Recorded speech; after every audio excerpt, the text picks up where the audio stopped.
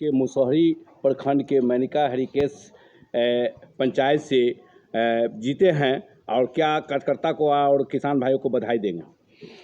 मेनिका हरिकेश पंचायत के किसान पैक्स के मतदाता हमारे मालिक हैं। हमको ये चौथी बार जीत वो लोग किए हैं।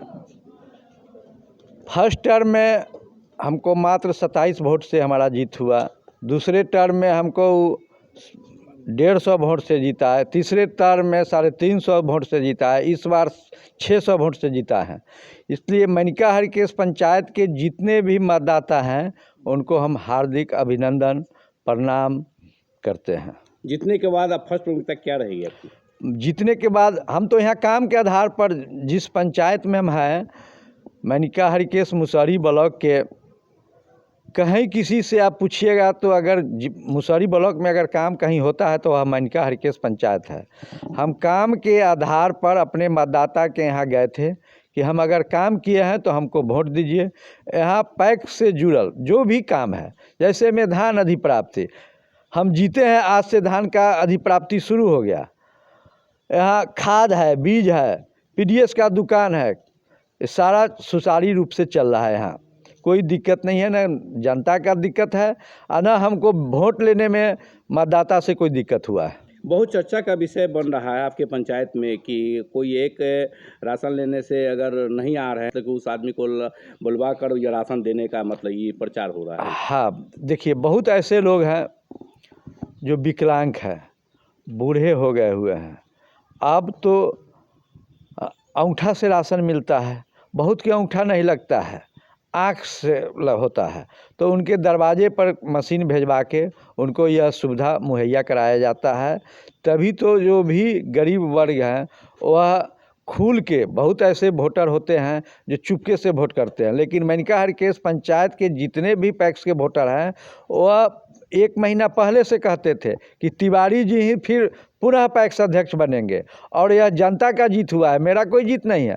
हम तो एक काम करने के लिए आए हैं, काम करते हैं, काम पर विश्वास रखते हैं और जनता से आशा, अपने काम के आधार पर मजदूरी का आशा रखते हैं, जो मजदूरी हमको वोट रूपी में मिलता है।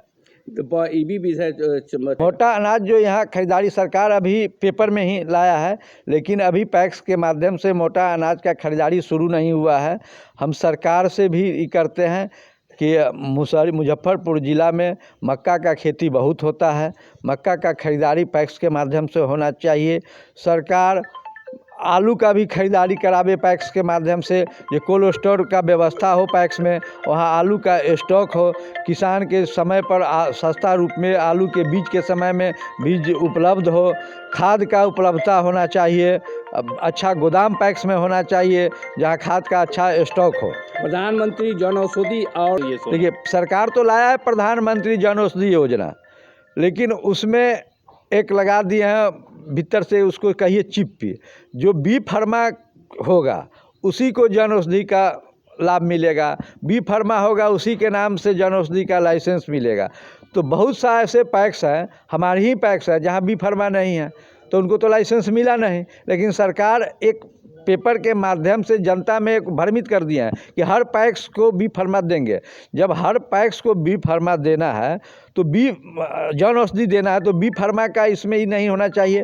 जो ग्रेजुएशन है, जो पढ़ा लिखा आदमी है, जिसको इंग्लिश का अच्छा ज्ञान हो, वहाँ वो लाइसेंस दे, वहाँ जन औषधि का केंद्र चलवावे।